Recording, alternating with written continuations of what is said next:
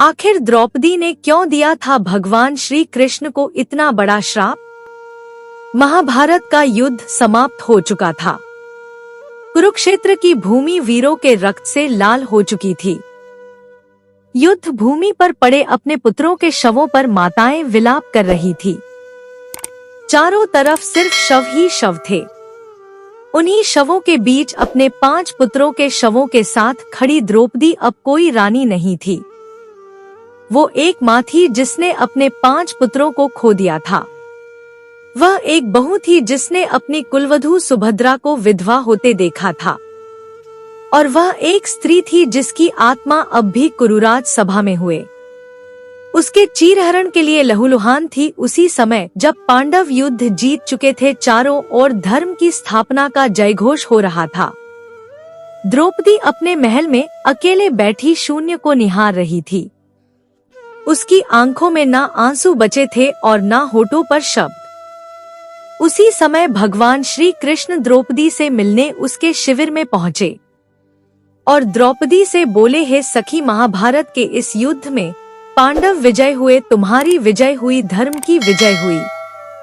इस पर द्रौपदी ने कहा, हाँ माधव, धर्म की विजय हुई, पांडवों की भी विजय हुई, पर इस महायुद्ध में एक माँ पराजित हो गई है। कृष्ण, याद है तुम्हें वह कुरुराज सभा जहाँ दुर्योधन ने अपने भाई दुशासन को यह आदेश दिया था कि जाओ उस दासी द्रौपदी को बालों से पकड़कर घसीटते हुए राजसभा में लाओ और मेरा चीर हरण कर मुझे नग्न कर दो।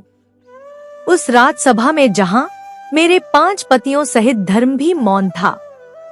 वो तुम ही थे ना माधव, जिन्होंने मेरा चीर बढ़ाकर मेरी लाज बचाई थी और उन कौरवों से मेरी रक्षा की थी। और तुमने मुझसे यह वादा भी किया था कि तुम हर कदम पर मेरे पतियों की और मेरे पुत्रों की रक्षा करोगे। किंतु जब वो कायर गुरु पुत्र अश्वत्थामा मेरे 5 सोते हुए पुत्रों को मार रहा था, जब मेरी गोद उजड़ रही थी, हे कृष्ण, उस वक्त तुम कहाँ थे? कहाँ था तुम्हारा वह चक्र? कहाँ था वह न्याय जिसके लिए मैं सब कुछ हारती रही? श्री कृष्ण मौन रहे। शब्द उनके अधरों तक आए लेकिन रुके रहे, क्योंकि वे जानते थे आज द्रौपदी केवल पत्नी नहीं, वह माँ है और माँ के शोक के आगे स्वयं नारायण भी मौन हो जाते हैं। और तब द्रौपदी के होठों से वह निकला जो वेदों में नहीं लिखा गया, जो किसी ऋषि ने नहीं कहा, जो केवल एक माँ के टूटे हुए दिल से निकल सकता था। हे कृष्ण, यदि तुम सच्चे ईश्वर हो, यदि तुम समय के रचयिता हो, तो सुनो, मैं तुम्हें श्राप देती हूँ कि जिस पीड़ा से मैं गुजर रही हूँ, जिस आग में मेरी ममता भस्म हुई है, उसी आग में तुम्हारा वंश भी जलेगा। जब जब तुम्हारा कुल धरती पर जन्म लेगा, उसकी माँ को भी यही पीड़ा सहनी होगी, उसकी भी गोद सुनी होगी, उसे भी अपने बच्चों के शव उठाने होंगे।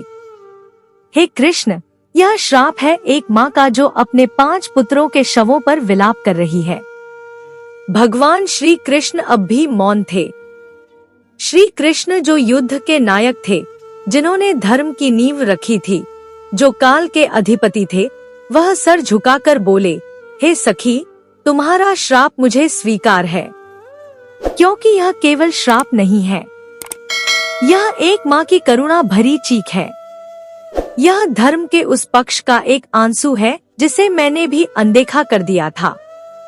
मैं जानता था कि यह होगा, फिर भी मैं मौन रहा, क्योंकि कुछ घटनाएं नियति के चक्र में होती हैं जिसे मैं चाहकर भी नहीं रोक सकता था। और शायद यही मेरा पाप भी था जो मुझे तुम्हारे वचनों में दंड रूप में मिला है। तुम्हारा श्राप मेरे वंश के पतन का कारण बनेगा और मैं इस श्राप को सहर्ष स्वीकार करता हूँ। मित्रों, द्रौपदी का वो श्राप न केवल श्री कृष्ण को झकझोर गया, बल्कि उनके वंश को भी निगल गया। यही कारण है कि द्वारिका का विनाश हुआ। यही कारण है कि यादव वंश एक दूसरे के हाथों मारे गए। द्रौपदी ने श्री कृष्ण को श्राप दिया क्योंकि उस दिन भगवान भी एक माँ की पीड़ा के आगे असहाय थे।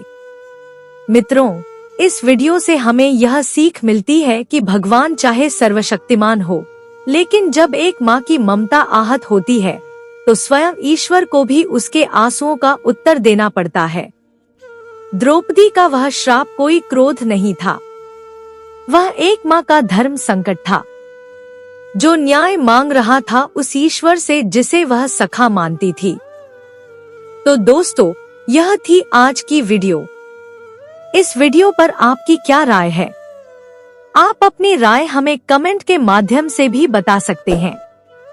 अगर कहानी अच्छी लगी तो लाइक करें, अपने दोस्तों के साथ शेयर करें, मेरे चैनल को सब्सक्राइब करें और कमेंट में जय श्री कृष्ण अवश्य लिखें। कहानी सुनने के लिए बहुत बहुत धन्यवाद। मिलते हो एक और अच्छी कहानी के साथ।